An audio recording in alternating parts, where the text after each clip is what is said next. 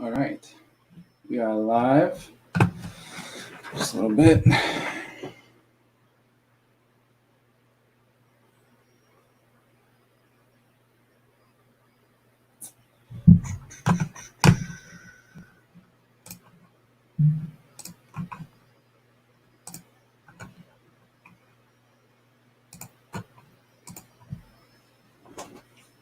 Okay.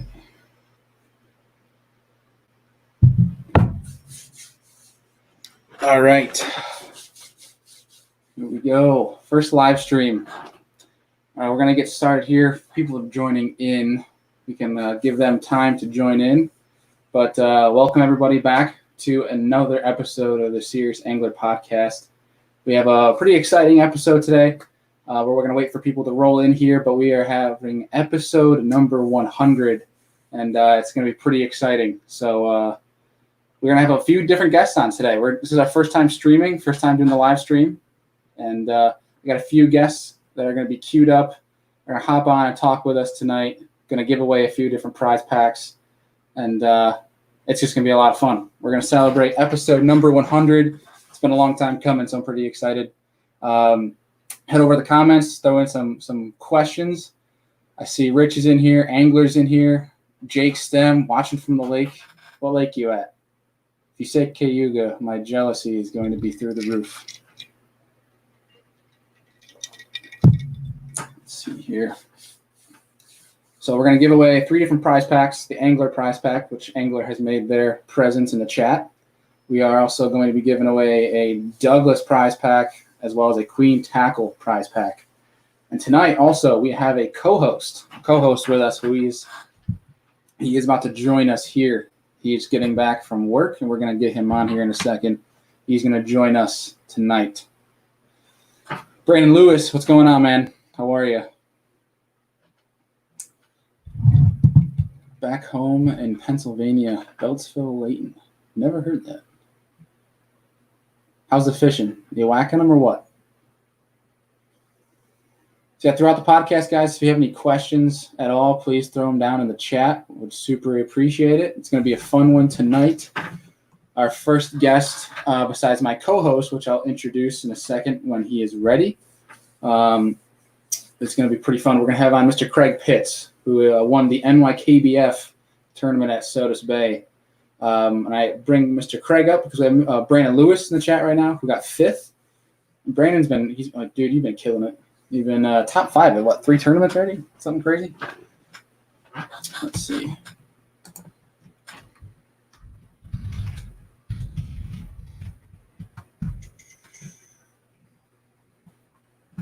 We're just going to wait for our co-host here to get started.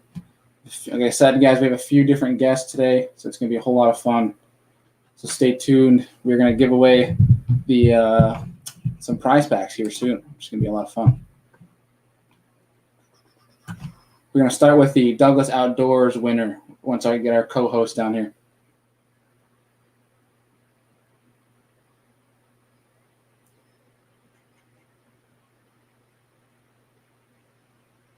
Texting him right now.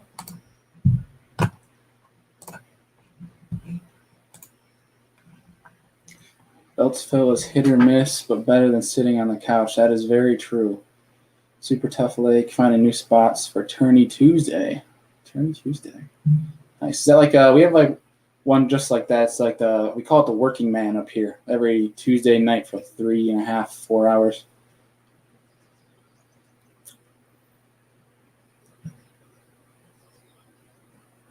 There we go. There we are. We have our co-host queued up in here.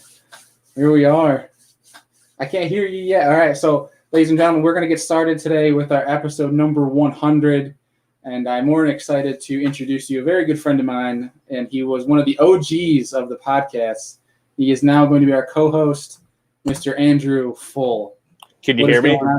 I can hear you, dude. What's going on? Perfect. Oh, that was wild. My wife got home at 7:27, and then I got locked out of my Gmail account as I was trying to log in on her computer, and I was like, "This is a mess." But we figured it out. Speed Demon got it done. Oh yeah, we tried.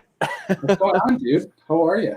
Oh, I'm good. Just frazzled at the moment. Just ate some dinner real fast. and ran downstairs and got everything hooked up and ready to rock and roll.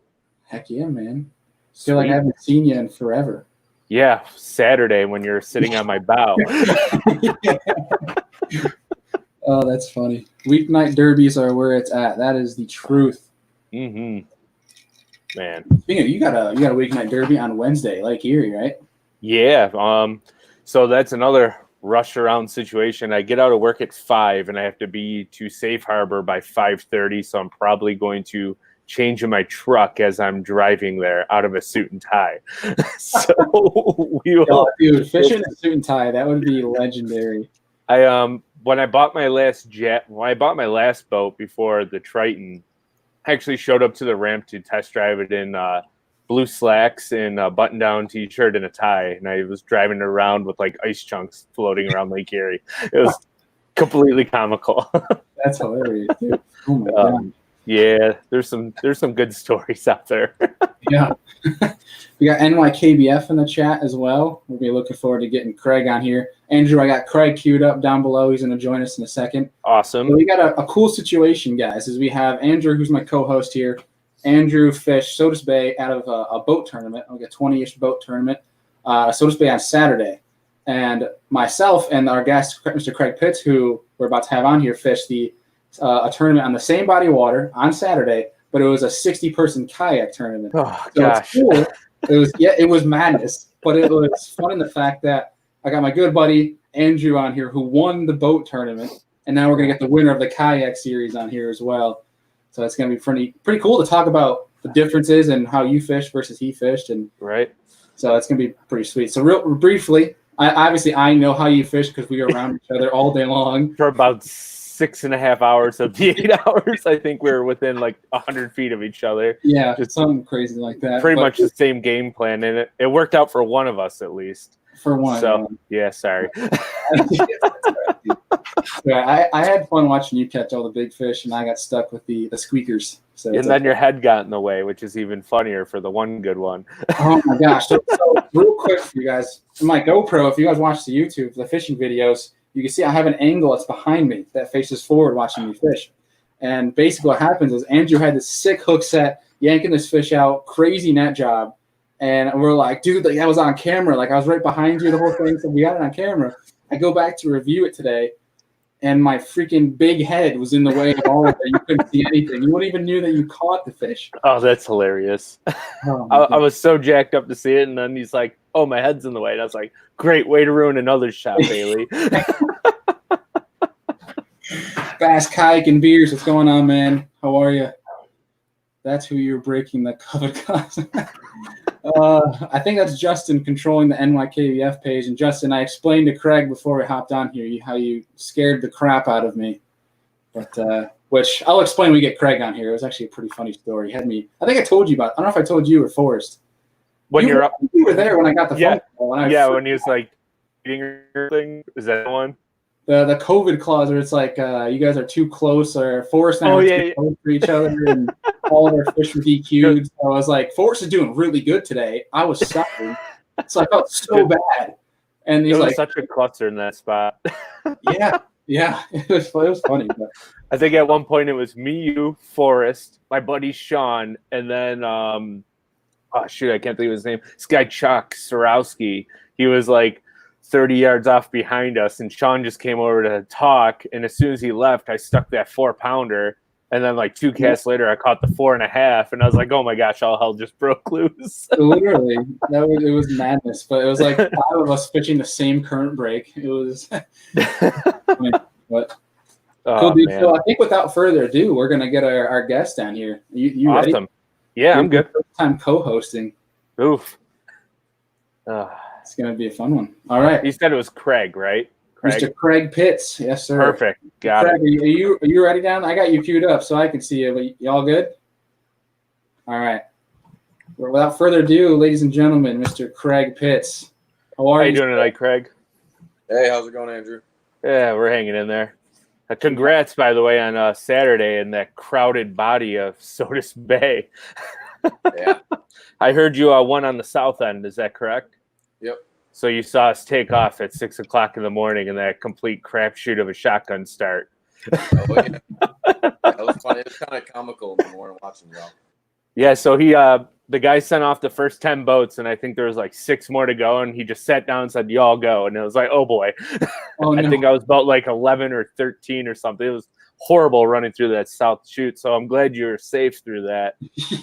So Well, I was right over there by the just off the marina to the right there by the bridge. Mhm. So that's where I started out at. So. Yeah, there's what 2 or 3 kayaks in there, I think, when I saw when we launched. Yep. Yeah, So me and my buddy Chris was right there, and then somebody else was towards the other marina there a little bit in the grass. Yeah, so Andrew, Craig, this was his first ever live tournament, so he's 1 for 1. ooh, now he's gonna go like 3 for 3 because once you win one, you get on a roll. So congrats to you. That's awesome. Now you're hooked for life. Yeah. I've been wow, so. Yeah, man, it's awesome. So Craig, let me ask you this: Are you new to the kayak scene, or did you just not enter the live tournaments for a little while? No, I mean, I started out. I got my first kayak back in 2015. It was just a Dick Special Pelican, kayak sit-in. Fished out of that for a couple of years, just hitting, the local rivers and lakes here for fun, nothing serious. And then about 2018, I kind of got, word about, kayak bass fishing. And I was like, oh, this sounds like a lot of fun, And so then, 2018, I started just doing some online stuff. Didn't really join any clubs, just, spotty here and there just to get the feel, see how it was, get used to, the measuring, which is pretty challenging when you're sitting inside a kayak instead of on top. So you just don't have the room. But then kind of graduated a little bit, started taking it a little more serious. And then in 2019, I bought a Vibe Seaghost 130. Loved it. Fished out about a year. And then I was like, just started looking at more and more kayaks. And I was like, I got to get something a little bit bigger, a little better, more stable. Could stand up in it, but I didn't feel, comfortable in it. So met up with Chris Johnson, and he's got the new canoe. So he upgraded, and he had an old Bonafide SS 127. And just one day he's like, yeah, I'm looking at, selling this, and if you're interested. And I tested it out in the waters. I was like, yeah, I'm buying it. And bought off of him. But that really, getting into Bonafide really triggered a lot because I just felt more comfortable, more stable in that. Which, I mean, as long as you feel comfortable in that kayak, you can do pretty much anything you need to. Yeah, well, feeling good is a big part in your confidence, right? If you don't feel good, you don't feel comfortable, you're not going to fish well because you're mentally just not prepared, really. Nope, you're always worried about, Tipping over. And I did that in the Vibe Seaghost one time. Oh, gosh. Yeah, so I learned that. So that was my tip to a lot of guys I've talked to them. I said, just take your kayak out and roll it for the first time with nothing in it because, trust me, you don't want to figure it out when you load it up and stuff. So. Yeah, it's true. It can be a disaster. Oh, yeah. Gosh. Well, so talk to us a little bit. Tell us a little about your tournament day. You feel free to leave out whatever details you want to protect, but talk to us a little bit about what your day was like. And I know it was quite the roller coaster. We talked a little bit offline, and it sounded like it was quite the day for you. Yeah, so like I said, it was new lake, never fished it, never even fished out that way in Finger Lakes at all. So it was kind of new, but I kind of went based, looking at the graphs and stuff, and watching some, podcasts, some videos on YouTube of people fishing there before. Keeping an eye on some of the different apps like Fish Brain, seeing guys what they're catching them on over there, where they're catching them, and then thanks, Justin. So then I just did all that research and picked the baits I was going to start out. What I know works up here where I'm at in northern New York, and just hope it did. And so I went down there the day prior because I didn't want to wake up early, 1, 2 o'clock in the morning and drive 2 hours. Found a little pull off area over there and slept in my truck. Didn't get the best of sleep, but I got some sleep. And then I think I got to launch at, it was like 3:30, 4 o'clock. So I woke up earlier than expected. It was just, anxious to get out there and get fishing, first tournament. So, but yeah, I got there and, normal setup. Yeah, waiting around. We were there for a while, so it's me and Christopher Jensen, and then Brian Hopes. Us three are from all up here north, so we're the northern guys. So we're like game playing, like show these guys out here. Us northerners can out fishing. So. Yeah, I mean, I just went with the standard setups initially. Had a Ned rig with a craw on it, red craw, in case I could find some smallies up in there. Went with a drop shot.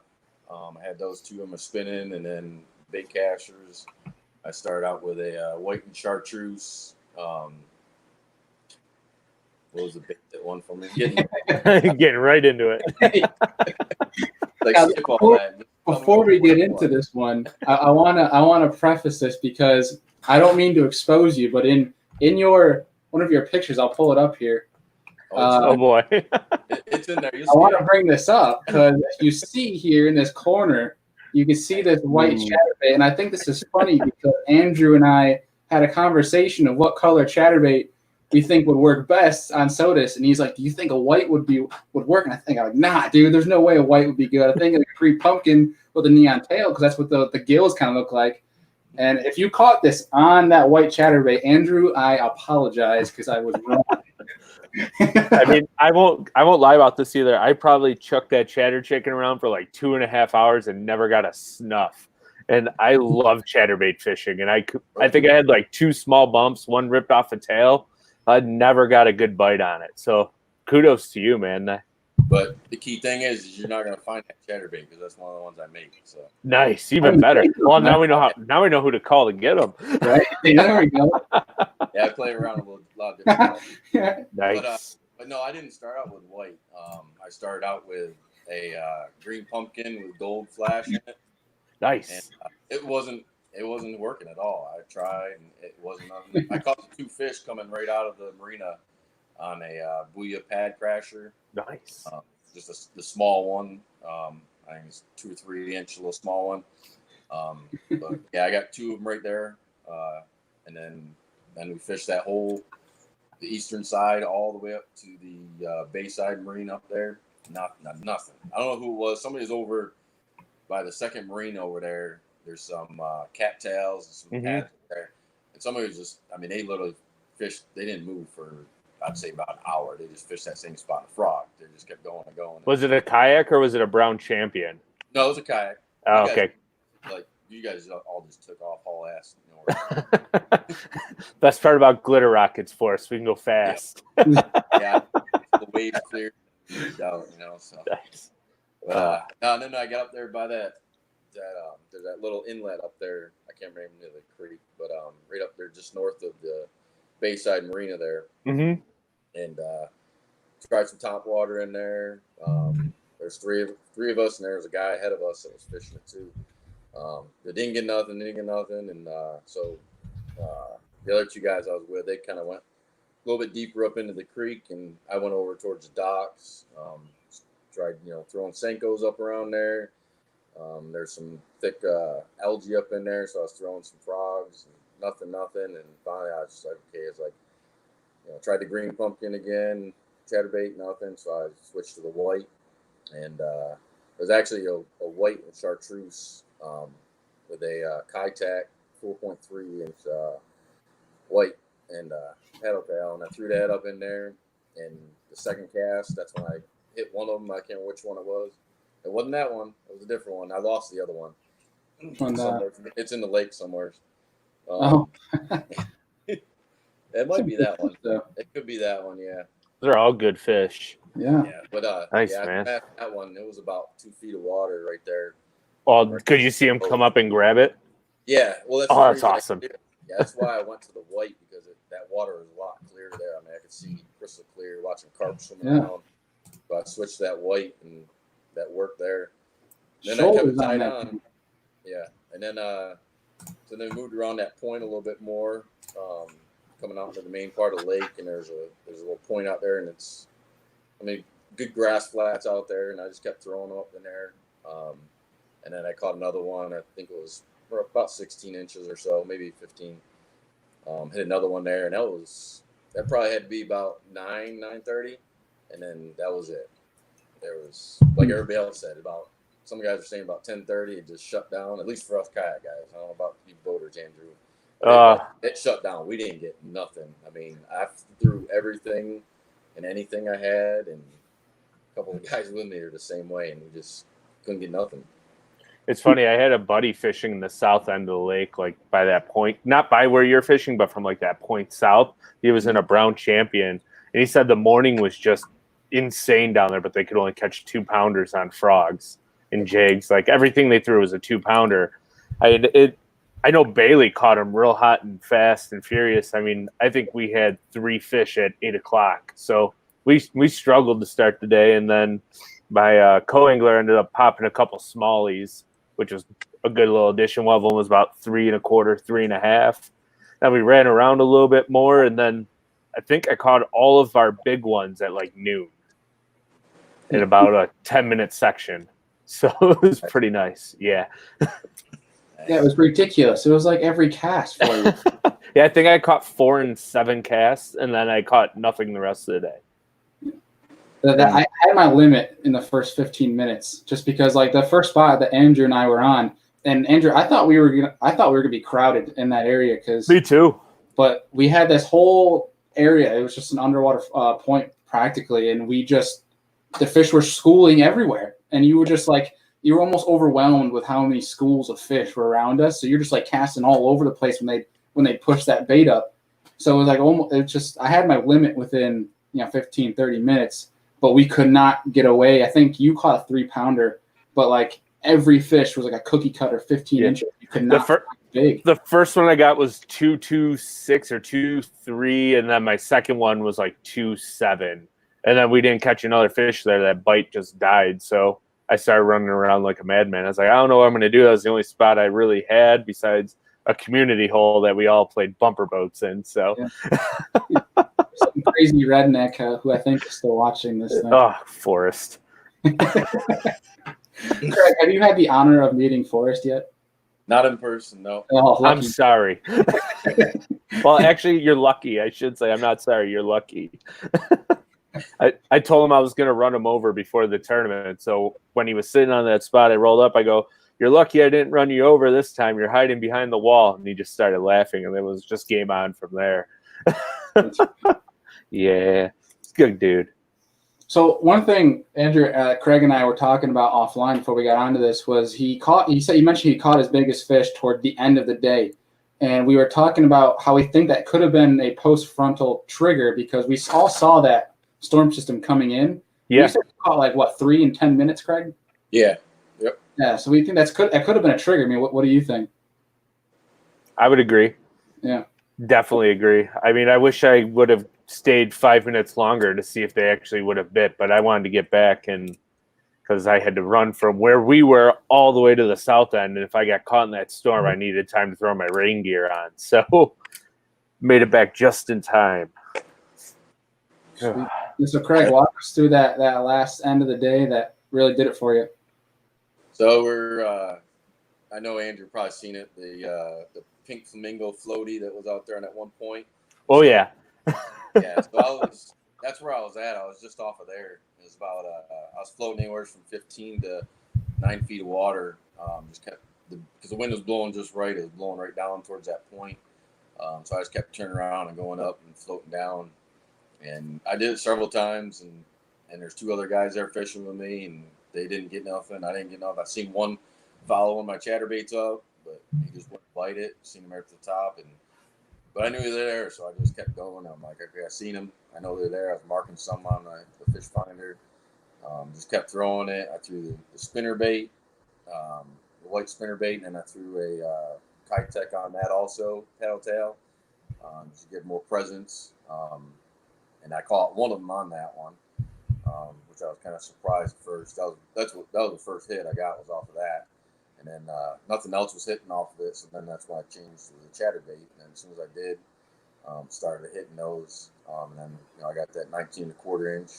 Of course, it was 201 is when I caught it. They've already shut off turn the X, so I couldn't see. And I'm like, last time I checked, it was like 18 and a half. I think was the biggest one. So I was like, I'm at. Hope this is the big bass. I think I might got it. But yeah, it was the same. I was telling Bailey. I just kind of, thanks Justin. I kind of, when I got that one, I just looked up at the sky and I just seen that that front coming through, the air temperature drop, all the fast boarders flying by, going 100 miles an hour. Yeah, pretty much. Thankfully, I got the stable kayak, so I wasn't rolling. And but yeah, and I got it, and it was about 2:15. That's when I just packed the rods up and just head to the marina. Hightailed it.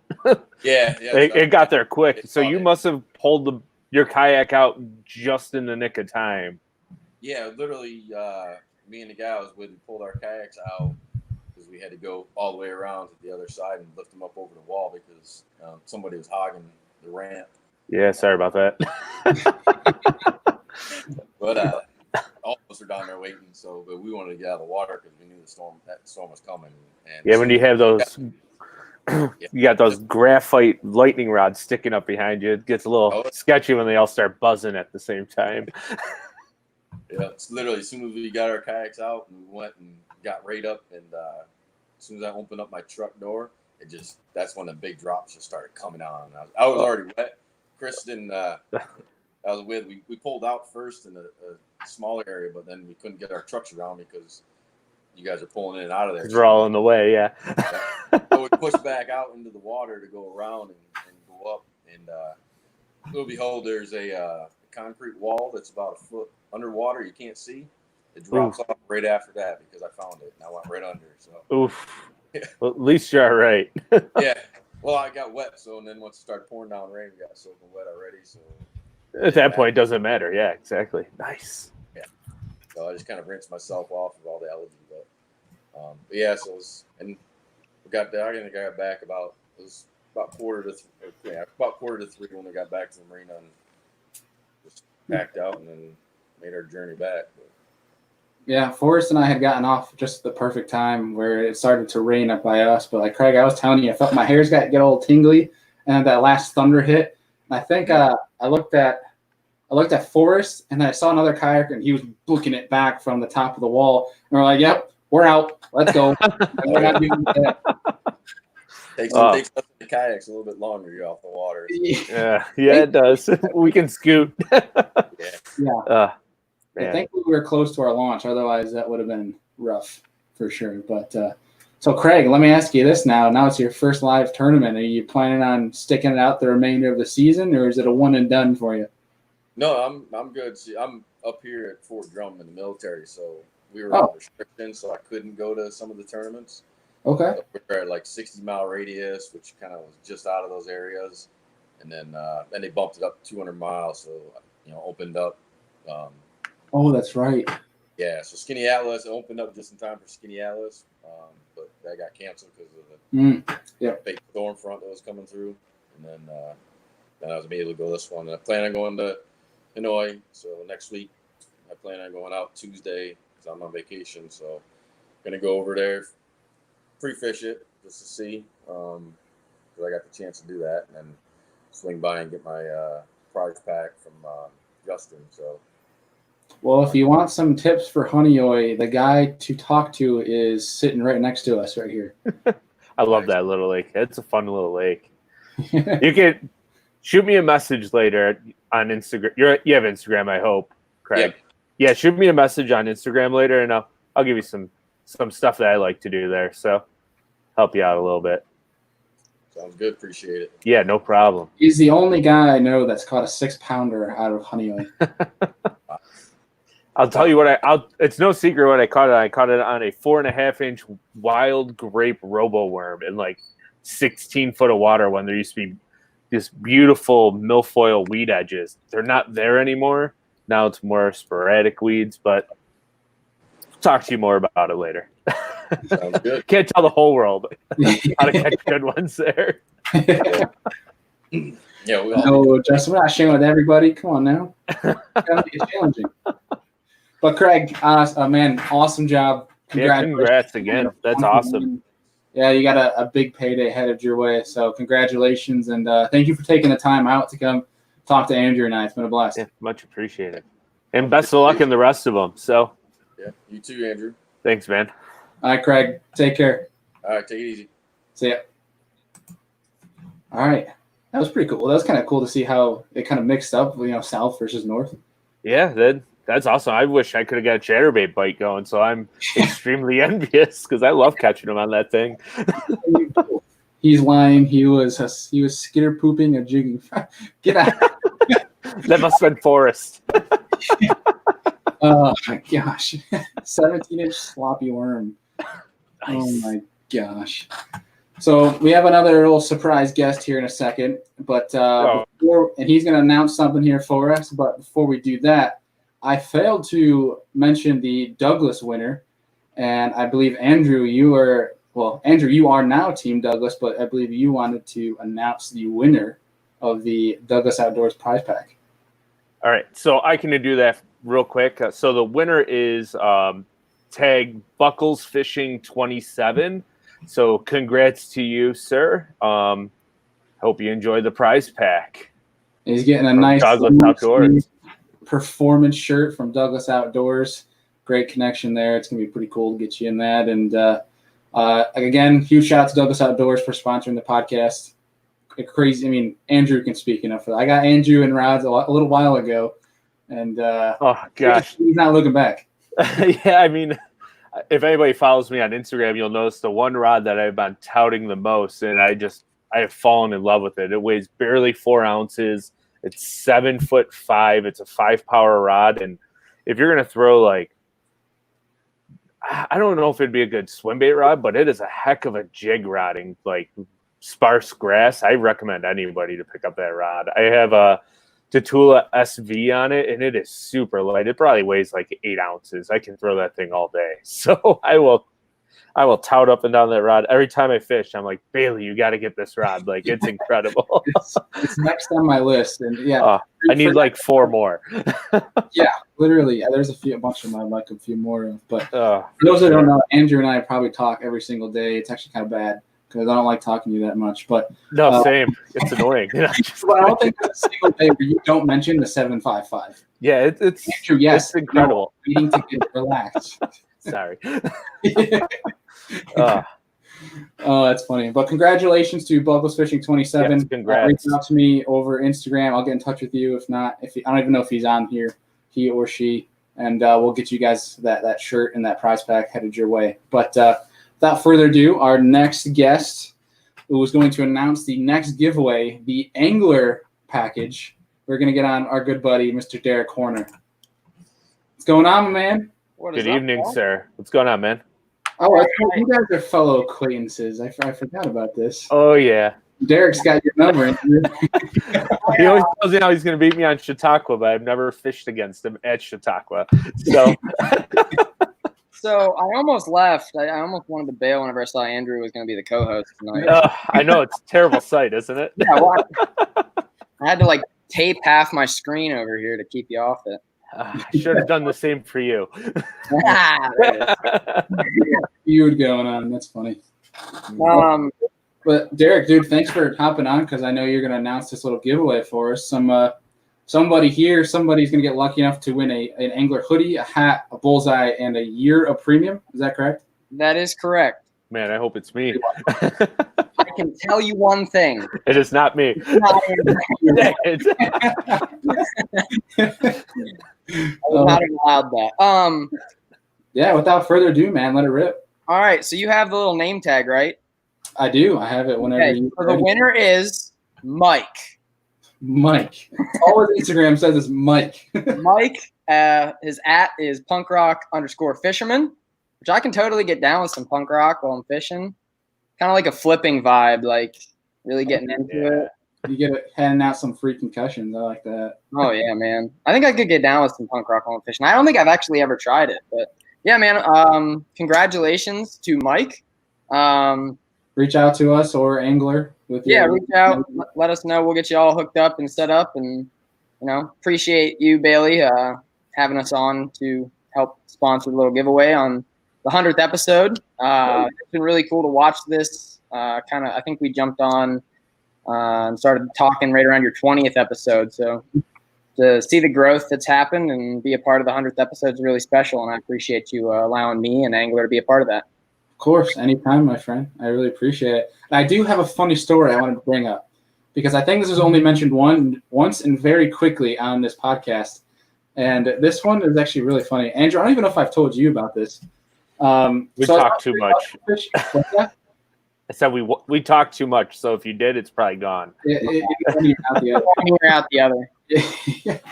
So I was fishing Cayuga one day, and I'm going along, and I'm catching a bunch of fish. And then I get a text from Derek that says, "How big was that one?" I was like, "What?"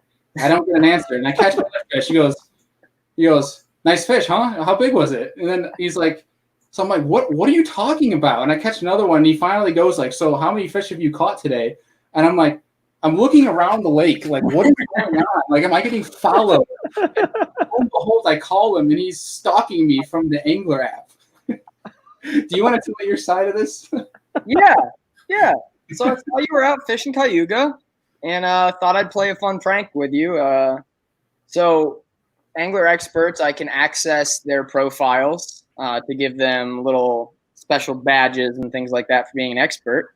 So saw you were out fishing because you put up an Instagram story. I was like, wonder if he's catching them. So then I wanted to see if you knew how many you caught, and you were like, I don't know, like 15, 20. Is there a way I can check? I wish there was a way I could check. And I was like, it's 24. That's and awesome. then I called you and we're like, why are you leaving? You just caught 24 fish in a 200-yard stretch, and you're like halfway across the lake on your little pedal or paddle. I'm like, why are you leaving biting fish? Where are you going? Going to Graph.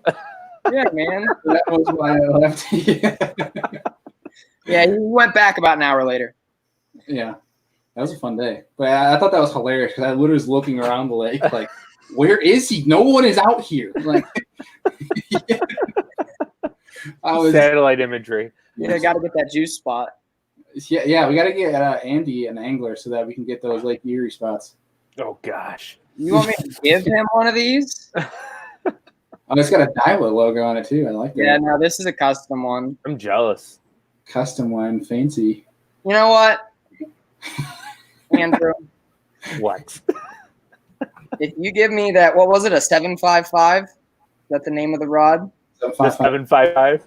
Oh, you're talking the Chautauqua jig guy right here. You give it to me. I will give you one of these. Like that's an unfair trade. Oh, entirely. You'll get a free year of premium. You might have to give me all of your dock spots on Chautauqua. Uh-oh. No answer. That might be more of a fair trade. Yeah. How much are the rods? What was that? How much is a rod? One of the rods? What are they? $319, I think, for that rod. It depends on if you're getting the LRS or the X Matrix. Well, they only make the 755 in the X Matrix. So it would be around $319, $329. Okay. I'll just buy my own things. Yeah, you got it. Oh my gosh.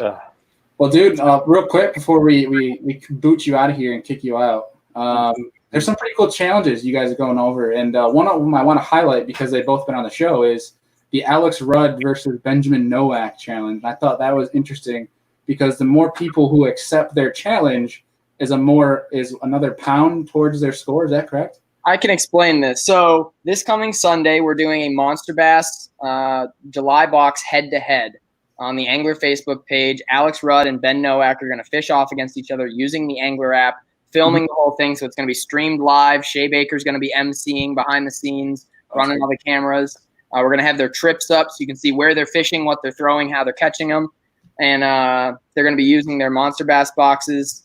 And basically what we decided was we'd give an advantage to one of these two guys. They both get challenges in the app for the week, and whoever has the most entrants that complete the challenge will start the head-to-head with an extra pound. And we did that because the last couple head-to-heads we've done have been within a pound of each other to end. So we figured, heck, we'll see what happens. So if you're Team Rudd or Team Nowak, make sure you take on the Team Rudd or Team Nowak challenge. Complete it this week. Help the guys out. There's also a fun challenge in there by Bailey, yours truly. Mm-hmm. It ends in 4 days. I had It a does. couple of people send me messages that they're completing the challenge. It's pretty cool. Oh, yeah. Tons of people taking that one on. The winner, random selection, will get their own episode. Yeah. Oh yeah, they'll be up here. Maybe we'll do a live as well. Whoa, that'd be cool. Just don't invite Andrew. Don't invite Andrew. Yeah, I like this live stuff. This is the first time we've done this, and this is pretty fun. It Like, seems very complex for my simple mind, but it's actually pretty nice. It's actually kind of easy. You no, need to give yourself more credit. Dude, if you just look at the day in my brain, you'd understand why I call myself simple-minded. Oh, dude, I get it. I don't even know what day it is. I wake up in the morning and my first thought is green pumpkin or watermelon. So Hate watermelon. I don't know why. Black and blue. Oh, by the way, Bailey, stop giving everyone your secrets. Like, come on. it's not skitter pooping a jigging frog. It's skitter popping a jigging frog. Well, I think you spelled it pooping. No way. I'm coming back. Hold on. Scroll up. You did. Damn it. See, Simple mind. I used that in a college tournament weigh-in my senior year when it was the first day of a 2-day tournament, and the tournament director asked us how we caught him. I think it was an accident on his end. But skip popping a jigging frog. skitter popping a jigging frog. Perfect. Perfect. I was dropped out in a hollow body frog. That's what I was doing. In Carolina rigging a buzzbait. I love that. We got Shiny Pickle says Angler is great. Well, shout out to you, I Derek. appreciate that, Shiny Pickle. I feel like that'd be like a forest like gag name. Shiny Let him alone. I love it. Well, Derek, dude, thank you for taking the time. Appreciate it. Yeah, thank you. Looking forward to having on our angler guest for whomever Yeah, man. wins that collection. Appreciate you always helping us out, and glad to be a part of the 100th episode. Like I said, Andrew, you know what? Reach out to me, shoot me a little text. Maybe we can arrange something. Yeah, I'll talk to you All right. as usual. I appreciate it, guys. Thank Yeah, you. man. Thanks. Have All a right, good man. night. See you later. All right, that was pretty cool. Yeah. I totally forgot that you and Derek have a Chautauqua feud. Well, It's not even so much a feud. It's just I want like, to be a feud. hey, man, how'd you do? And he's like, I'm going to beat you one day. I'm like, we never fish against each other. I don't think it's a feud, but I want to start a feud. So That's fine. I like feuds. that's Always down for a fun feud. all right. So our next guest is I can only see his hat right here. Oh, I got him queued up. He's laughing. It's my good buddy. He is one who's helped me along with the podcast greatly. It is Mr. Brian Schiller. Woo! What's going on, dude? What's up, Good evening, guys? Brian. How's it He is going? also, for those who don't know, he might live under a rock. He is the host of Paddle and Fin. I just wanted you to like bring me in with the Douglas logo, Oh. like just front and center, man. You totally ruined it. I'm sorry. What's going on, man? Like huge congrats. 100 episodes, man. That's huge. Man, I appreciate it. Been grinding. He's Hey, killing it. the grind is real, my friend. Trust me. Dude, I can tell you all about it. Oh, I know. Andrew, I don't know if you listened to the podcast what I had with Brian here, but the dude does 5 podcasts a week. How? Not himself, but he has Well, no, not myself, but a week now, isn't it? Right?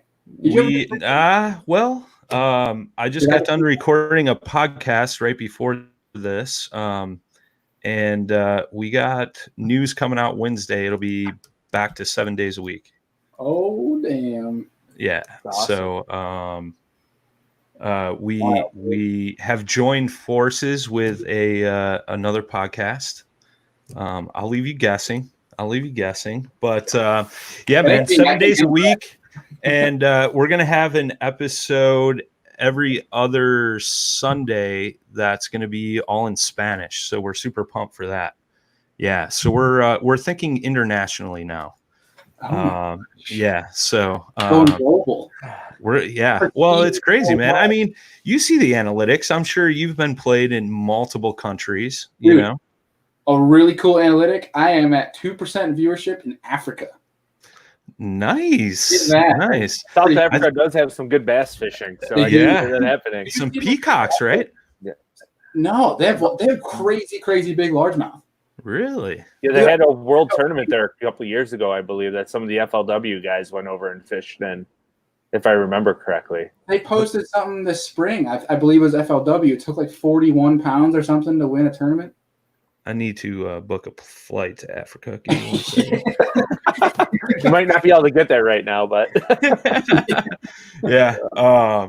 Yeah, man. So congrats, dude. I appreciate it. A huge thank you, by the way, because you've helped me along in the podcast game. So hey, man, like I tell everybody, I talk to various other guys that are doing podcasts out there, and in the famous words of my good friend Jay Randall, I'm just a hack, bro. So if I can help, I'm down. fair enough. But yeah, it's crazy, man. We just had our 2-year anniversary since we started, and we were just talking about it. I think today was just for 2020. We've done 141 episodes. Just for 2020. Just for 2020. Incredible. And we started a week late, so. But my brain would be fried. Yeah, dude. Well, I got a good crew that surrounds us, man. We're more like family, so it's good, man. Even it's better. good. Yeah.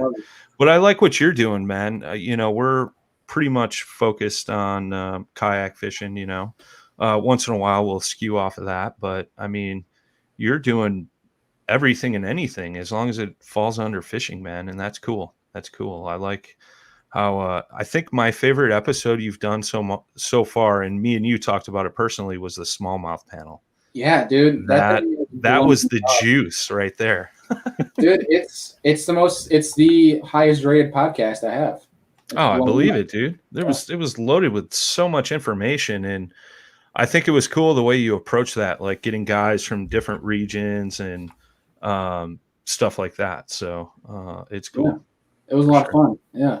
I bet. I think Andrew's a little salty over there that I didn't. No, I'm good, man. Hey, I was salty. He didn't ask me to come and join in on that, dude. I'd be salty. I'd be pissed. I'd drop out of this thing right now. Nah. But I like Bailey too much. He's a good guy. I could say that too. So he's a good dude. Yikes.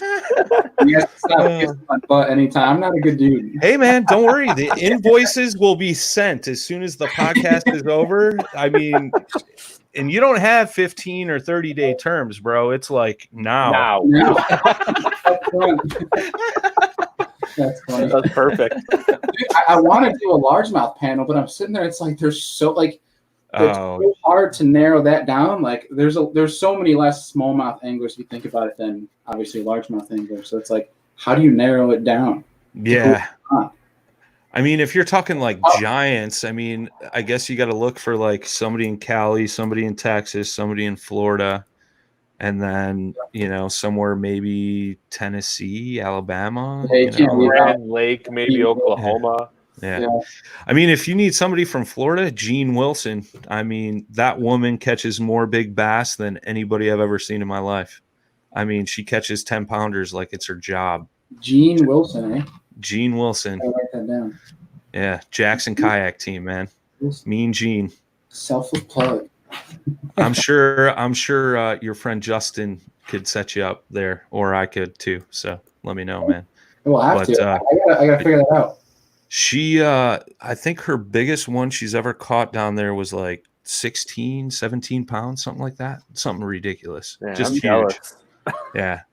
And she's on the cover of Florida Wildlife Regulations magazine this year. But I think the state of Florida actually gave her a replica of the fish, and she's got that. It's pretty cool. Incredible. Yeah. Yeah. I can't even freaking catch a 7-pounder, let alone a 17. Hey, Same. man, Tell me I'm about lucky it. if I catch a 5, bro. I mean, I'm lucky that I can even submit a fish in a tournament, half the time. But hey, who's counting? But actually, speaking of which, I saw you had Craig Pitts on. He's in our noobs tournament that we host, and I think he's sitting in 3rd right now. And Chris Wynne-Jansen is sitting in 1st for that. I think that's his buddy, right? He said. Yeah, I think so. So the way we do that, we just started that this year, is it's for like new to kayak anglers, just to basically get them in the repetition of doing catch photo release tournaments. And it's $10, and I know Chris has been in there since the beginning. I'm not sure about Craig, and Chris has been up there a couple times. But what we do is we pick a different one of our hosts each month, and we put a bounty on their head. So if you beat that host that month, you get free entry into the next month. And this month, the bounty is on my head, and Chris is currently beating me by like 2.5 inches. So I got to go out and find some fish. You gotta go crack a 18-incher. Well, I caught 2 19s last night. Oh, jeez. I mean, but Chris is sitting on like 95 1/4, and I think I'm at like 92 3/4.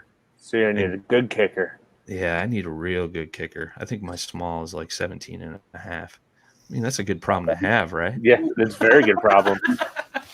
In the world of bass boats, it's like almost a 3-pounder, so that's a good fish. Yeah, heck yeah, man. Yeah. Heck yeah. So, Have you been in any live tournaments recently? I fished a live event that was with our local club here, Kayak Bass League. That was up on the Madison chain.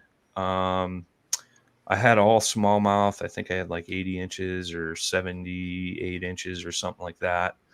Kind of put me, I think I was in like 15th place or something out of 40. And then I fished the KBF event on Table Rock Lake. I heard that was that was brutal, man. The water was up 15 to 20 feet. So we were basically fishing in people's backyards. So that made it interesting. I've never seen Table Rock that high, and that's a huge lake. That's a lot of water. Oh, dude, we were catching spots out of trees that are normally on shorelines, you know. That's insane. Like, yeah, it was absolutely nuts, and I think it's still high. I talked to a friend of mine down there a couple weeks ago, and it was still at the same level when I was down there. I was going to fish the KBF event this weekend in Indiana, but instead I'm heading way north, northern Wisconsin, and we'll be smallmouth and pike and walleye fishing. So, well, have fun. Yeah, I'm leaving Wednesday morning super early, so I'm super stoked. Drive safe. No, come on. No. 90 pulling the kayak trailer, just ripping. Let's go. We got fish to catch. Gotta let her eat. Yeah. I forgot to ask you, what do you use for a trailer? This year I got the Yakima Easy Rider trailer. So it's a 2-tier trailer. So I fish out of the Jackson Kayak Blue Sky Angler 360. So I put that on the bottom. And then on the top rack, I got the Yakima rod box with the Skyrise rooftop tent. That's pretty So sweet. like my whole rig is like bam right there. So Legit. I back into a campground, open my tent, plug in my batteries, and cook some food and crash out. Yeah. So we actually have a video dropping. It'll probably drop this weekend. We did a rooftop tent, like kayak trailer comparison between me and my good friend Jay Randall. He's got it's the Overlander XL by Smitty Built rooftop tent, and he's got like a cheap right on kayak trailer. So we did like a whole, like, I think the video turned it out, I think it was like 44 minutes long or something. So we like really dive into like pros and cons on the kayak trailers, the rooftop setups, and he's got rod tubes, I got the rod box. So we like really walk through all that stuff. So that's going to drop this week on the Paddle and Fin podcast YouTube channel. So I like it. Stay tuned for that one. Yeah. So I've been trying to focus more on that this year, like the media content over fishing tournaments. I really grounded out last year fishing the KBF trail events. So I've just been kind of hitting a tournament here and there. And in the rest of the time, just, fun fishing and shooting videos and stuff like that. Heard that, dude. I was originally taking this year just to learn, and now I have 8 or 9 tournaments on my schedule. Are you fishing the Douglas boat tournaments? Yeah, I got Oneida, not this weekend, but next weekend. Douglas, the 2-day tournament at Oneida. And you just took, you placed pretty good in a recent one, right? No, I did one tournament back in April. I got second. And then maybe that's what I'm thinking. I got 13th this past weekend. It was out of 64, so it's not too bad, but it's No, man. Can't be. Well, here's the real question. Did you beat Josh Smith? Oh, yeah. Oh, sweet. All right. Then you're all right, dude. Too. You're all right. If you fall below Josh Smith, that's when you know you got problems. I hope he's watching right now. Oh, he knows. He fished our bracket tournament, so now we're in the last championship round, but he made it to the final round in the losers bracket portion, and he skunked on Sunday. He zeroed. But, poor dude. Yeah. Well, he talked a lot of trash, so he did it to himself. Just gonna say, he did it in true Josh Smith fashion. Talk smack all the way to the last second. It was. I started laughing on his social media. He posted a frog video where he's like, I think he said something along the lines of, I went from the worst frog fisherman to I'm the greatest ever. And I pictured him saying it in his voice, and I started laughing. I'm the greatest ever. Oh, man. He's a funny dude. I love him. I'll give him a hard time, but I love the kid. He's a good dude. Yeah. Well, dude, I just want to say thank you for everything you've done for the podcast. Yeah, no problem, man. Congrats on 100. Here's to the next 100, man. Cheers, bro. I appreciate it. Looking forward to seeing what you continue to do, man. Awesome. I appreciate it. So Brian. Is the co-host aspect going to be a permanent thing here? Well, we'll see. We'll see what happens. That's up to big ol' Andy over here. Yeah, we'll figure it out. Depends how expensive that invoice is after the podcast. Or what? Although I did plant a seed in his yard. I want to figure out how we can do it. I do want to do like a live one from Lake Erie one day on a flat calm day while we're fishing. So, yeah, dude. That'd be legit. We've talked about that. There's ways to do it through the software you're actually doing right now.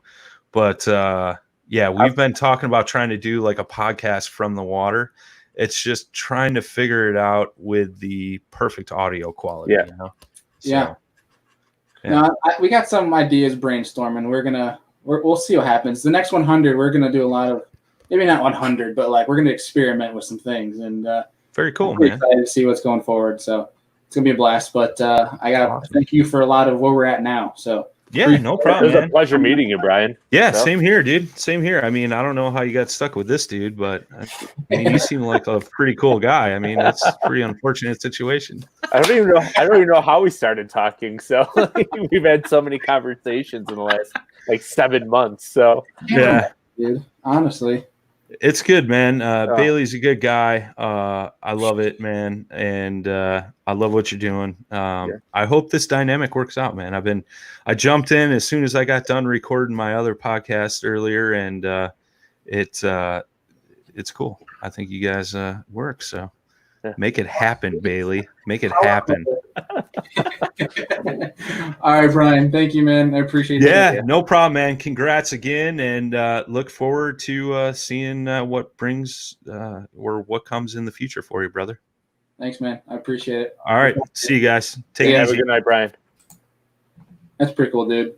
Yeah. It's a great podcast if you're into that thing. But we got our last guest here. We got our good buddy. I could see him down there queued up. That nice chin strap beard. Oh, geez. He got some good news today, so I'm sure he's in a good mood. Oh, yeah. Yeah, we're without further ado, we're just gonna bring him in, Mr. Destin DeMarion. What's going on, buddy? Hey guys, what's going on? You like the intro? Yes, it was great. I like being the chin strap beard guy.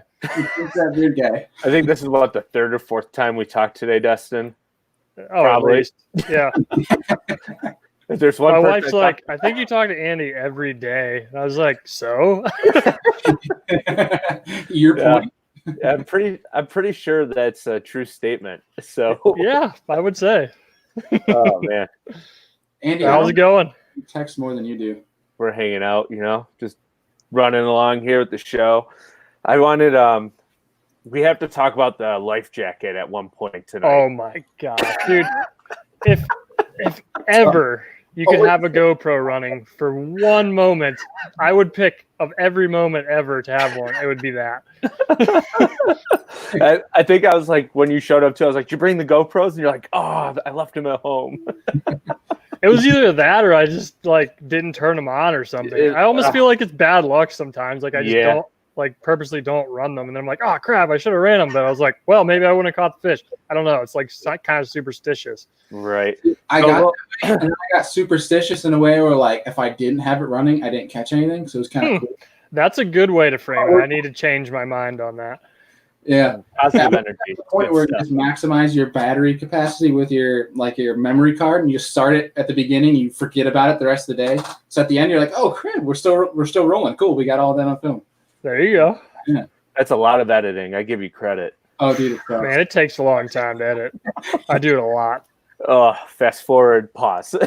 Cut. Yeah, and just like you hit the forward button like a little bit, like, oh, is that where I want to start? Is that where I want to end it? And you keep going back and forth. You're like, oh my gosh, this is 45 minutes later, you edited like an 8-second section of where you want to start. Oh, it's no joke. Yeah, sometimes it's like that. Well, and Dustin, you do a lot of like the behind the scenes stuff too with Dura Edge. So like, I give you props for that because I would be too entranced with what's going on to even remember. Hey, I should film this.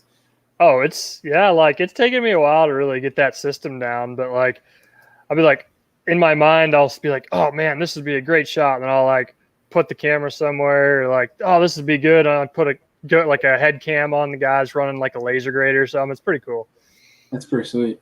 You got a pretty cool gig. If people don't know about it, you got to go listen to the podcast. Can you explain to that? I know it'll probably take you a while to explain what exactly you do. Yeah, I feel like I've explained it a lot too this week. If you want to know more, on the Bassmaster website, it says, in the baseball wrapped boat. You can read a little bit more about what I've been doing with Dura Edge. That was a pretty cool article, dude. I will say. Thank you. I don't like to read, but I liked reading that. Simple minds. That's what I worry about. Like, do people even read anymore? Right? Bailey's like, ooh, pictures. Hey, I'm totally visual too. I totally understand, dude. The only reason why I said this is because I love pictures. It's like, oh, the pictures always draw you in. Like big bass. Oh, man. That's funny. But, Destin, you got some pretty good news today. Well, I didn't get the best news yet that I don't have coronavirus. Oh, right. So you got halfway there. Yes, but yeah, we are going back to work. Thankfully, we've been on another kind of long hiatus because of the New York travel ban, kind of on out of state people coming in. So we are fishing Thousand Islands. We're moving the location to Clayton, so the lake will be in play. It's going to be a cool dynamic. And from what I hear, we may be rescheduling Cayuga to like a week or two after Champlain. Ooh. Oh, baby. So that's a possibility. From how I read it, that's what it sounded like. So I'm hoping that happens too. Fingers are crossed. The New York swing is always so fun to watch. So now ESPN2 included as well. It's just awesome. It's slugfest. I mean, you guys are so spoiled living up there. Like the only place we really have like slugfests here is Erie. Like most other places is just like, it's a grind. It's an absolute grind to fish around here in Pennsylvania.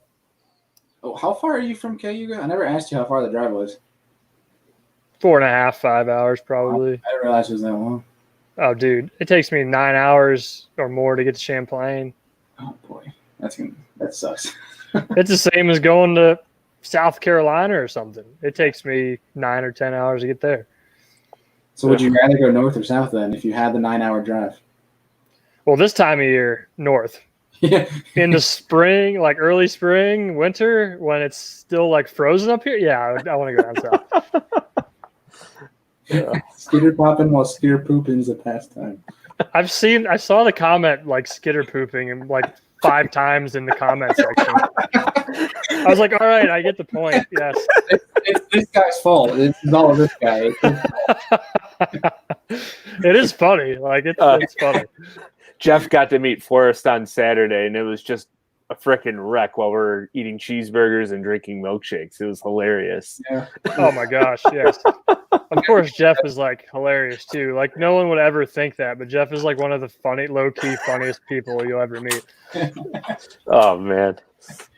I was blown away by him catching those smallmouth, just like just dead sticking a Senko, like a weighted Senko behind the boat. He wasn't doing anything. He was just kind of just talking to you, looking around. He's like, oh, fish. There's one. He's like, there's one. And I'm like, yeah, get him, Jeff. When it's your day, it's your day.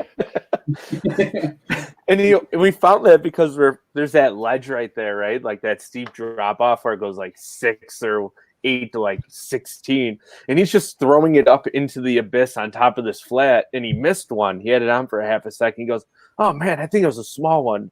Next cast, he throws it up there and he catches like a 3.5. I was like, what is this thing doing here? Like, you're in 6 foot of water in mud and you're catching smallies on a Senko. Like, Crazy, right? stupid fish. That fish was not reading the book. So No.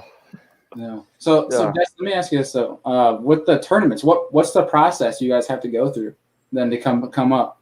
So when we come up, mandatory testing is Saturday. Practice starts Sunday. So we have to get a COVID test on Saturday. We have to test negative to be able to fish in the event. So is it an instant test then? So like It has to be, yeah. I would say. assume so. That's so if you test positive, that pretty much means you just got to turn around kind of thing, or what? I guess so. That would be a huge pain. That's rough. That's Man. really rough. I didn't see what they're going to do because, I mean, you could be leading the angle of the year and test positive and not be able to fish a tournament. You're like, who knows? Right. There's got to be some kind of drop in one tournament or be able to drop 2 at the end of the season. I mean, who knows what they're going to do? Yeah. I mean, That's my crazy. only question for that is like, and I hate to bring it up, but like if you test positive, what are they going to do if there's multiple people that test positive? Are they just not going to – because like that could be a detriment to your season. Are they not going to boot you? Or is it everybody stays for another season? Or, I mean – Yeah. So they did tell us nobody's getting booted. Everybody will be invited back next year. That's awesome. As a rookie, it's not an issue because you have at least 2-year grace period. But some of the guys are on the chopping block for this year, so they don't have to worry as much, which is good. I mean, this is not a situation that we've run into very much, so I think it's fair. Yeah. So are they going to expand field size, or are they not adding anybody next year? They are. Well, I mean, depending on the opens, like who the heck knows what's going to happen with the rest of the opens? I would assume they're going to be able to fish the rest. I don't know if the Oneida one's going to happen. I mean, it's in New York, so you would hope so. Are they going to allow you to have marshals? No fans either. None. Yeah, I figured. I think the biggest gathering you can have right now in New York is like 12 people or something crazy. So I'm sure you're already breaking that just by having, the tournament. Yeah. But malls are open. So are you kidding me? Malls are open as of Saturday, I believe they open. That makes 0 sense. Hey, welcome to New York. My Instagram story of those boats at Sodas. Oh gosh, it was horrible Saturday. Oh, I saw the jet ski that was like running through your spot. Yeah, there was that one too. But there was like 30, 35 boats that were connected, and everyone's out in the middle just drinking with each other, like crowds of 40, 50, 60 people. There was it was during practice, and there was 18 to 20 sheriff boats around there, and they weren't doing anything. They didn't care. That's surprising. They don't want to catch it. Yeah, I mean, it's... Yeah, exactly. I'm not going close to them. I don't know. It's just a weird time. Very weird. It is very weird. Yeah. But we'll look back on this and laugh, right? Oh, yeah, hopefully. So apparently there's going to be a vaccine hopefully by the end of the year, which is crazy. I don't think I'm going to get the first or second round, but just in time for the election. Yep, just in time. It's the way it always goes. Oh, boy. I'm glad you guys can come up here. That's a relief. Me too. Yeah. It'll be good. I think we all need to fish. We would be finishing our season in about a month. So the fact that we're only 2 tournaments in, this will be the 3rd and 4th. I mean, definitely not what anyone expected at the beginning of the season. Yeah, crazy world, crazy time. And just the thing was starting to explode when the Classic went off too. Like New York was starting to go off. Florida was increasing cases. Yeah. I was just talking to somebody about that. I was like, you don't realize, like, okay, there might be some people that are going to get it, but as far as on the elites and that, but the fact of the matter is, at the Classic, almost everyone got it right after the Classic. Yeah, I remember everyone was posting 6 stories. Exactly. I mean, not as many people knew what was going on, but almost guaranteed most of those were COVID cases because the country shut down like a week later. And I mean, they haven't proven whether you can get it again necessarily, or if it's even severe if you get it again. So I'm sure you build up some kind of immunity, so you're not as likely to get it again. Mm-hmm. Yeah, I have this weird thing where, like, if I get a fever, I wake up in the middle of the night with like a migraine.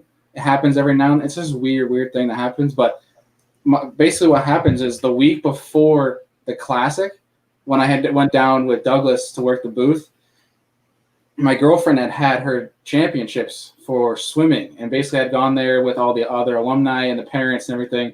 Basically what happened is one of the parents had tested positive corona a few days after that, and I was with them, that specific parent, that whole weekend, went down to Alabama and came back, and was when I learned about it. So it's like, I'm for sure I definitely had it at some point, because I woke up in the middle of the night with a migraine, temperature was up. It had to have been that.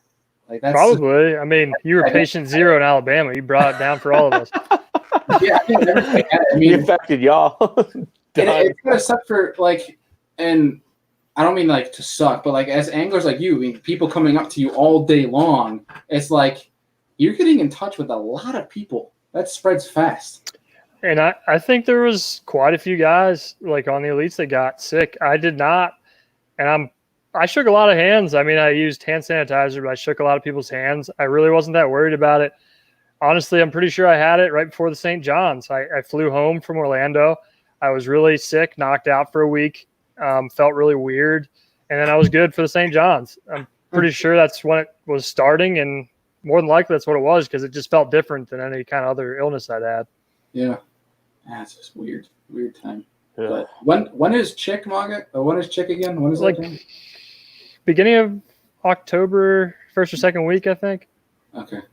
So you're gonna still have time to come back to fish Erie with Andy? Yeah. Oh, it's like 2 weeks difference. Yeah. Fingers crossed. Oh, So for me too, man. I want to fish that one. Yeah, so Schnupp and I could put the whooping on you guys. We're going to have a little side bet.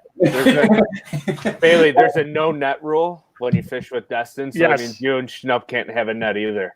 Oh, damn. All right. it gets terrifying when you belly a 6-pounder and your life jacket explodes. Yeah. and you boat flip fives, and you're like, what the heck is he doing? I'm just like, don't worry about it. Yeah, tell this story again. My gosh. I think you've mentioned to me before, Andy, but I don't know the whole story.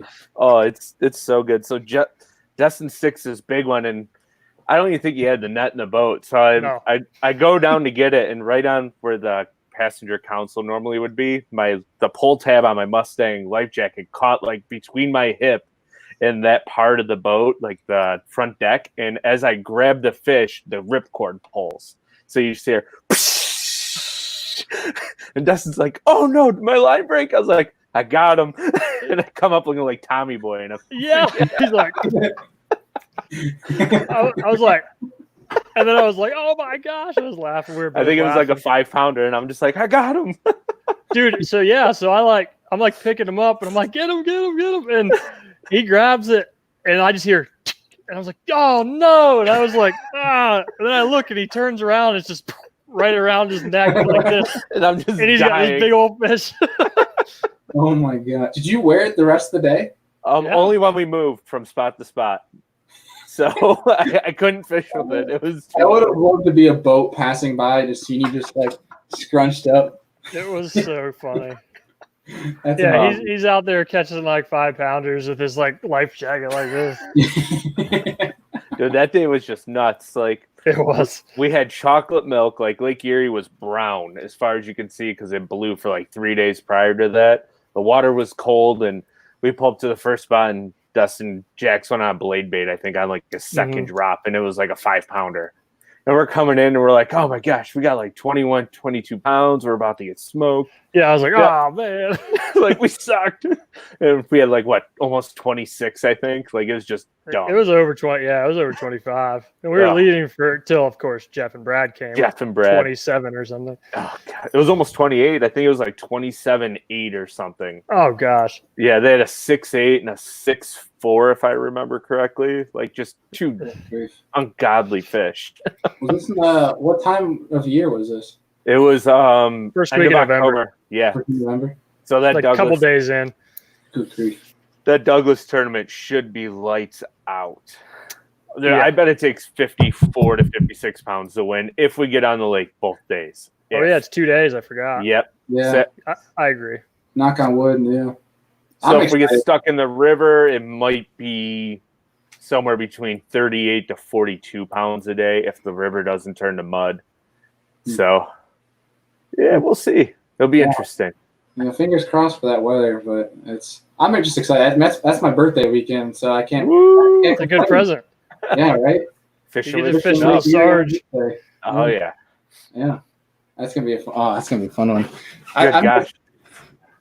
I just want to fish a tournament against you, Andy, just so I can talk as much crap as possible. Oh, and if it's Just not back up. Schnupp, if it's Schnupp, we'll all probably be fishing within like 25 yards of each other. Probably. I was talking to Schnupp, and I was like, "Yeah, I'll have to get out and practice." And then I was like, "I don't know how confident I feel though, as I'm doing the practicing in a kayak, so I just no guarantees how good we're gonna do." You might get a few parking tickets at the town of Hamburg. Yeah, Destin, did you hear about this? You got a parking ticket? Yeah, so there's this one spot on Erie that I wanted to fish, and I was going to meet Andy out there. And instead of launching at Safe Harbor, it would have been like a 5-mile pedal. Yeah. So I found this place on Hamburg. Oh, there's a beach, so I can launch there. I've been and I went there, and this is like 5 a.m. Didn't see any private signs whatsoever. No, there isn't though. Nothing gated. And I went and I launched, and I went out there and everything. And I get back, and there's like. And you would joke. I thought you were joking, Andy, when you were like, you might get like a parking ticket or whatever. And it didn't actually hit me that it might have been private. So when I get back, I go and I get my kayak all loaded up. I'm about to leave, and I go to close my passenger door, and I see this ticket sitting on my windshield, and I'm like, he wasn't kidding. Like, I was like, I'm pretty sure that's private over there. I can't quote me on it because I don't live in Hamburg, but I'm pretty sure. And he got dinged. Yeah, and I did 2 loops around the park. I didn't see a single private sign at all. Nope. When in doubt in Hamburg, ask the Duke of Hamburg. The Duke of Hamburg? Jeff Buffalo. Jeff Buffalo. Is that his name, the Duke of Buffalo? No, Duke of Hamburg. Duke of Hamburg. That's the title, is Duke of Hamburg. You got to hang out with him on Saturday. He is the Duke. The Duke. You guys whooped up on him. Oh, man. That was a fun day. You guys had a flurry of like 10 minutes of just nonstop catching. Dude, that jig bite was unreal for about 10 minutes. So much fun. And I got caught catching squat. Hey, you caught a couple nice smallies. That was it. Yeah. But no, I had this argument, not really argument, but I think we agreed on it, Andy. But Destin, we were like, I think Lake Ontario smallmouth pull harder than Erie smallmouth. I think so. Mm-hmm. They're mean fish. I fought like a 17-incher for like probably 5 minutes thinking it was a giant because it came up and jumped and it looked like a big. And it came up and I put it in the net and I'm like, what the hell was I fighting this thing for so long for? Like he was doing circles chasing the fish around. It pulled me around. Like, I don't know. I was at St. Clair pre-fishing, and those fish fight hard as heck. I mean, like a small one, 2-pounder just feels like a monster. I think it's just all the current. It's got to be. That is on top of the bucket list of St. Clair, for sure. It's pretty cool. It's different. I mean, it's very flat. There's not many contours. It's a different kind of place to fish, but it's got them. It's got really big fish in it. You got some fans, Destin. I'm pretty sure you know this guy. Yeah. That will be a big negatory. No, we cannot pre-fish Ontario because it's so close. Oh, sorry. So you're talking, fish of practice. Yes. Yes. The pre-fish thing threw me off. I've just been in pre-fish mode. I'm just pre-fishing for events that haven't happened. I was gonna say, you're like, yeah, no. I'm like, what? Yeah. I mean, that's just a cool dynamic. Like the fact that we can fish Ontario is going to be different. I mean, they haven't been able to fish it for probably 5-6 years at least. Well, I think it was when Polnick made Yeah. that just insane run from Waddington all the way out there. That is It was quite a run. 111 miles, I think it was. Just Oh yeah. insane. The last tournament I fished there, I ran into Canada. I mean, we can't go there, but I ran from Clayton well past the Duck Island. So, I mean, run out to the lake is no big deal. It's not that far from Clayton. It's right around the corner, and a few shell bars you got to watch out for. So I mean, it is sketchy in some places. You got to have good mapping there. Yeah. Because if you hit something, it's going to be hard. It's not going to be forgiving. Nope. Good grief. No thanks. That's the stuff that keeps me away from getting the boat. And also the fact that I have $0. $0 is a big deterrent. If you hit something, you're going to have even more $0. Negative dollars. That's what insurance is for, except it's like a $500,000 deductible. Oh, good grief. Yeah. I've done it one time. Jeez. Well, dude, good luck. I can't wait for you guys to come up. I wish you the best on not only Saturday, but the tournaments coming forward. And the COVID testing. Yeah, that's what the COVID test. Fingers crossed there. Oh, yeah, buddy. We'll smuggle you over the border. So starting tomorrow, a little side note, anybody who flies into New York, they have screening officers at all the airports now. So you have to it's mandatory quarantine for 14 days if you fly in. So that's probably the case, but there's like some exemption for professional sports events. I'm sure, but I'm just saying, like in general, for the general public, if you're flying in from Florida for a funeral, you're going to get stuck quarantining for 14 days. Oh man, that's rough. Like, how are they enforcing that? Like, they're getting all the information from the jet lines, and when the people get off the plane, so if it's coming in from Orlando, they're gonna. From my understanding, I think they're going to talk to everybody who's coming off on where they're from, and then if they're from Florida, then they have to quarantine. If they're just coming connecting, they don't. But I'm like, if the plane goes from, let's say, Iowa to Florida to New York, you would think that everybody would have to quarantine because they all are basically contaminated by maybe one person on that flight. So it's like, little sketchy. That is quite sketchy. I kind of wish I took advantage of the $20 round trip to California and back to go fish. Yeah. What?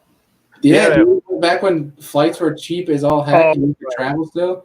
I saw the Fred Kintawi. I don't know if I ever introduced you at the Classic, but he's the rod designer for Douglas. I think so. But basically, he has a house near lakes, near Clear Lake. Oh gosh, and that's awesome. I was gonna go fly, dude. A round trip to California for a couple days and back was $21. Like flying into Sacramento, or where? I just looked. I think I looked at LA actually. Well, that's quite a ways south. Yeah. Yeah. Maybe that's what it, but either way, like it's still just the principle that it was ridiculously cheap. Yeah. We actually looked at flights. Oh, go ahead. Sorry. No, go ahead. I was saying we looked at flights for Las Vegas just for basically shits and giggles, and it was like $49 for round trip. And I was like, ooh, that'd be so much fun, but I can't risk getting sick. So I was like, I'll stay home. Yeah. Yeah, the airline stocks went like so low at one point, and I bought a couple of them up. Smart. There you go. Look at that laugh, that evil laugh. Well, Andy and Mike and I were in kind of like a brain trust for the stocks and stuff. Yeah. Not so much now, but I'm sure once everything starts going back up, it'll kick back up again. Yeah, right now I sold them and just kind of waiting. Yeah. That's one thing I got to understand. I don't understand stocks. Oh, I tried to get Bailey into it. He's like, I'm broke. I was like, you got that New York State unemployment money, man. Yeah, exactly. You're doing great. Trying to save that for college loans. I'm trying to be a good boy. Trying to behave. I think both my airline, the one airline I doubled, another I tripled in a month or two. It's incredible. It's fun money. I'm sure, but it wasn't a ton. I mean, I was just playing around, but yeah, I heard that. It was still nice. Dudes, we've been almost going an hour and a half for the live stream here. Whew, you guys got to be tired. It is what it is. I said, you guys got to be tired. I mean, I'm okay. I mean, I just finished my pineapple juice and tequila, so I'm good to go for another hour. But Party. it was a fun Oh time. gosh, Just missing living the that taco. unemployed life. Yeah. Every day it's 5 o'clock somewhere. My vacation has started, even though I guess you could call my last couple months vacation. Technically. Yeah. Yeah. Every hour is 5 o'clock somewhere. Yeah. Right. Yeah. I'm taking a hiatus from the podcast. Now it's episode 100. That's There's good. going to be no shows Wednesday, Friday. Congrats again, by the way. That's pretty awesome. Thank you. I appreciate it. Thanks for coming on. This is what, your third time, I think, on the podcast. Andy, It is. your I'm second or becoming third. a regular. Third. Yeah. I'm like Regular. Norm at Cheers. Like they just like, hey Norm.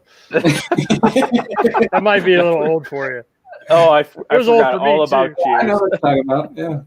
That's funny. It was like Nick at Night or something. That's the only reason, because it was well before our time too. But Oh yeah, it would come on at like 9:30 when Yeah. everything else ends. Cheers, like, oh, cheers, hey, but nothing else Norm. is on, so you watched it. That's funny. Yeah, it was actually a good show. Yeah, It's timeless.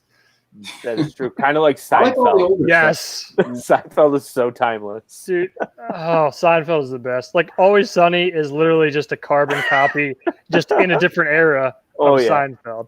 Oh, jeez. I was big into the Sopranos. That was always one. Really? Yeah. I watched a couple. I never really because it was like HBO show, I think, right? Yeah. So I didn't have it. So like before like streaming and stuff, I never really watched it. Hmm. I just occasionally get to see it, but it was a good show. I missed this comment, Andy. I figured I'll put it up here for you.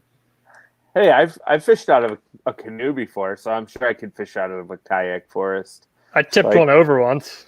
Oh, I think we've all been there. Well, there's like two of us and just right over. Oops, All Well, the dude- fishing tackle right in the water. gone. Oh no, See ya. no thanks. No thanks. It wasn't my stuff, so at least it was that, but it still was not fun. No. The rods, the gear, right down. Sink. That does not sound bueno. No. It was entertaining though. At least you got a story from it. Yeah. Very true. That's the one good thing about fishing is there's endless stories to go around. Everyone has a good fish story Whether real or That's a fact. or life Yes. jacket stories. Yes. Hey, it's still a fishing story. It was That's true. in a fishing circumstance. Oh man, That's a great story. Oh, it's timeless. Yeah. If only more people could have seen, it would be viral. yeah. Oh my gosh, the memes that would have came from that would be just tireless. I actually have a picture somewhere of like a selfie of me in the blown up life jacket. I'd have to find it and send it to Oh you. yes. It's I'm probably just like like- on your Google Photos or something. Oh, hold on. Let me see if I might actually have it in here still in my photos. You should just get a Tommy Boy one where he's like got the life jacket on him and stuff. I got to go way back here. I'm trying to pull up the meme that Forrest made of me that you guys were. Of you. Yeah. There's some good ones. Destin, I understand. I knew like you had to leave the group because obviously I wouldn't want to risk you You're right. the info. But dude, since you left, the group has just been nonstop chaos. Ever since we added Mooey. Oh, yeah. exactly. Of course. There you go. Steve starts a lot of trouble. Yes. He stirs the pot. So Is it the Wanna hot see if dog I can- one? I want to see if I can blow this up. Let's see. Why is my thing being stupid? Let's see here. I'm gonna share the screen real quick. But where do we go here? You guys, there's this meme of me when she says lines don't matter, but you fish guys. This is such a I good thought one. that was really good. That one is good. They've been making so many memes out of that video, but it's funny. What is So Andrew this- searching for? This is what I have here. I've got like a bunch of these masks sitting here for my self quarantine. Oh, There you go. I got you can now get a serious angler mask. there it is.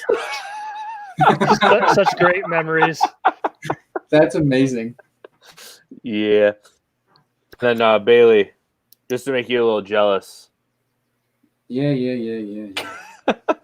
I was like, gosh dang it, Andy. We're just calling 4-pounders Little did we know we were calling like 4 3/4 all with day. like 5 1/2. So Yeah. Were you guys just blindly culling? Oh yeah, we're just guessing. Yeah, we're like, And here's the winning bag. Good grief. Yeah. The Duke and Brad. Those guys shouldn't be allowed to fish together. The Duke and Brad. Oh man. And Brad. it's a dream team. If there's ever a hammer in New York, it would be Brad. Oh yeah. Guy wins everything he fishes. He's so consistent. It's just ridiculous. Except this time when him and Jeff had to hotwire Jeff's boat. That's another story for another day. That was last week. That was last week. I fished with Jeff at night, and we get to the first spot, and Jeff's motor won't turn off. So we fished for 3 hours with the motor running. What? Yeah. What the heck? Oh, yeah. There's always a story. Oh, my gosh.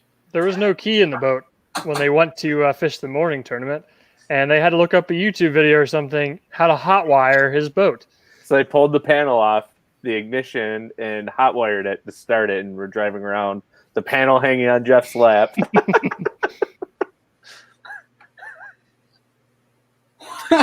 Oh yeah. Oh my gosh. Just driving around with a 21 PHX like I just stole it off the lot. I was like, Jeff, I'm glad the Coast Guard didn't like drive by and be like, what the heck? What's this guy? He stole somebody's boat. He just jacked his beautiful black Phoenix. See, there you go. That's how I can get my new boat. Well, I don't know if I there's a YouTube video to hotwire Phoenix because they found it. You can go find that. How to hotwire a boat and you're stealing someone's boat. Yeah, while you're stealing somebody else's boat. They put it on YouTube. Genius. That would be great. You'll get views. You'll get a lot of views. Probably the smartest thing I've ever done. Stealing someone's boat? I think people have gotten in trouble for that. Like they commit a crime, like they YouTube and like put it up on YouTube. Like, you're such an idiot. Why did you do that? Busted instantly. Yeah. So, oh my gosh. Well, dudes, we're probably gonna call it quits here. I'm okay with that. I am starving. So you both got. I mean, I could go for a long time, but you guys got kids to attend to and wives and families and. At this point, the wife, because the baby has been asleep since 6:30. So man, you are lucky, dude. She'll sleep till about 6:20 when I wake her up, or Amanda wakes her up. from 6 to 6. Yeah, What? yeah. Amanda found like this online program. She bought it. We read it. It was like $200, and in 3 days, we went from the worst night sleeper to the best night sleeper in 3 days. Wow. Like waking up every hour and a half, 2 hours, be awake for an hour, couldn't get her back to sleep. And then we read this book, watched the videos, did it. How to hotwire your baby's sleep patterns? Absolutely. Red to green. I'm sure Justin's going to want that link after this. Well, so Eva sleeps through the night, but we can't usually get her down to like 10:30, 11 o'clock, but she'll sleep till 9. We had that same issue with Emmy. Like when she was first born, the first 3.5, 4 months, she didn't want to go sleep till midnight, 1 o'clock in the morning. Mm-hmm. Nap all day, and then from like 6 to midnight, she's like, "Let's play." I'm like, "Oh my god!" Then $200 well spent, buddy. Oh, I'll find out what it is and send it to you so you guys can go with it when you're ready. Hey, I don't need it. I don't want it for a long. You will pretty soon, buddy. It's only a matter of time. Don't say that. Don't say Engagement, marriage, babies. Exactly. And it goes in that exact order usually, unless you make a boo boo. that. No boo boos here. Gonna knock on that one. Speaking of that, gonna have a great trip to the Adirondacks the next 4 days. The lady and I. Yeah. Oh, it's gonna enjoy, be fun. man. Are you gonna fish? Or No just- boo boos. Is it gonna be a girls' weekend where you just kind of like take care of her? Drink lemonade Trulies and sit by the fire. The So tequila. What was the drink you just had? It was pineapple, like a pineapple. You know those like it's like a sparkling water or whatever. Yeah, yeah. Pineapple flavored with tequila. Okay, there you go. You can take some of those. Yeah, it was pretty good. But no, yeah, I am going to bring a rod, do a little fish. We're staying at Nick's Lake up in the Adirondacks, so Haven't But heard of that we one. spend most of our time just hiking. There's some good mountains nearby. Have fun. That'll be fun, man. That'll be a nice, relaxing weekend. Yeah, we're gonna turn the phones off for the week, so Smart. That feels very good. it feels amazing. Yep. So it's gonna be a blast. Looking forward to that. So Enjoy, no buddy. boo-boos. No boo boos for us. Oh man. All right, It fellas. can happen, buddy. Believe me. Andy and I I'm saying it can happen without getting any boobies. And Andy and I both got engaged. We got married, had kids. Exactly. Just be smart about it. Yeah. So. Yeah. All right, fellas, we're gonna call it quits here. But thank Sounds you guys good. for hopping on. Destin, appreciate you hopping. I know I texted you probably 3 hours ago. I'll be like, hey, you busy? Probably. Well, not right now, but I don't know. Probably not in 3 hours. I'll be fine. Yeah, we'll be good. It was funny. Bailey was like, "Your friend's coming on." I go, the first one I didn't even think of Destin. I was like, Forrest. I was like, oh God, don't let it be Forrest. And then you're like, don't let it be Destin, please. Oh no, Destin's fine. But if I was like Forrest, oh man. I've created. Here we go. Who am I supposed to talk to? I've created this feud between Forrest and Andy recently, and I love it. Oh gosh, I pulled up to it's like Newman and Jerry. Oh yes, exactly. I Exactly. don't know who that is. But Seinfeld. Seinfeld, come on, man. Yeah, You I need to watched watch Seinfeld. some Seinfeld. You would enjoy it. It's timeless as well. Okay. It's, Is it on Netflix or anything? It is.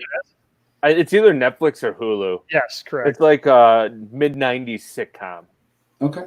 I'll save it. kind of like Everybody Loves Frasier. Everybody loves Frasier. It's but- like the but way better. Friends era. I think he's referring to Lan and I when we go to the end. That's what I figured he was talking about. She's gonna wake up with her hair braided and be like, "What?" Like I was practicing. Oh my god! Like you were just braiding my hair while I was sleeping. This is Yeah, there's nothing else to do. I can't go fishing. Exactly.